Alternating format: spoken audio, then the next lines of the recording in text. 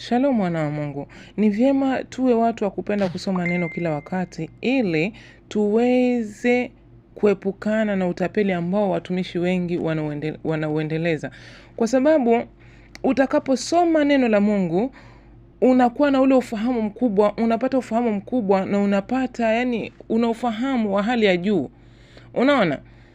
Unaposoma neno la Mungu alafu uombe, Mungu anakufungua zaidi. Inakuwa ni tofauti na mtoto anayelelewa na wazazi wake na mtoto ambaye Mungu peke yake ndio anayemlea.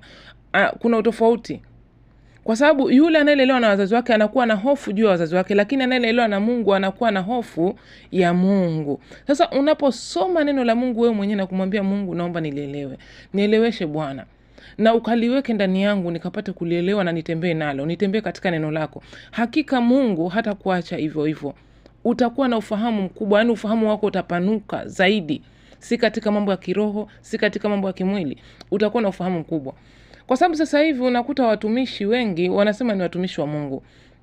Cha kushangaza ni kwamba unapowafuata ili maybe wakusaidie ama uko na shida fulani, mimi mtumishi niko na shida fulani nahitaji msaada wako wa maombi. Yule mtumishi atakwambia hii ni madhabahu. Kwa hivyo katafute pesa, uje ama utengeneze sadaka, tuje tuvunje madhabahu ama tuvunje hiyo pattern. Ni wapi kwenye Biblia iliandikwa ya kwamba madhabahu inavunjwa na pesa? Kama madhabahu inavunjwa na pesa, kuna madhabahu za magonjwa, kuna madhabahu za umaskini, basi watu wangekuwa hawako tena kwenye madhabahu. Kwa sababu ukiangalia kuna matajiri ambao wanasumbuka na magonjwa, wametumia pesa nyingi lakini hawajapona. Je, kama pesa zinavunja madhabahu za magonjwa, zinavunja madhabahu za matatizo tofauti, watu wangeteseka? Hakuna.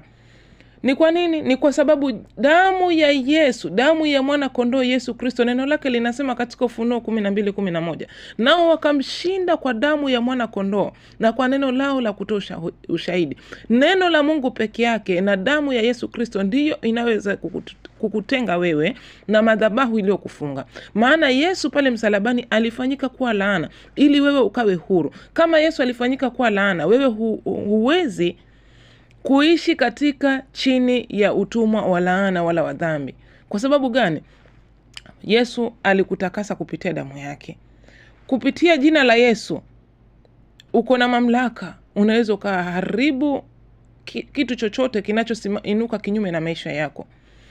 Sasa kama Mungu ukisoma katika kitabu cha Luka 10:19, Mungu akasema nimewapeni mamlaka ya kukanyaga inge na nyoka. Kama Mungu anasema nimewapeni, hakumaanisha amewapa watumishi, hakumaanisha nimempa nabii, mtume na mwinjilisti. No, alisema nimewapeni, kumaanisha mtu yoyote yuko na mamlaka. Haya mamlaka yao ya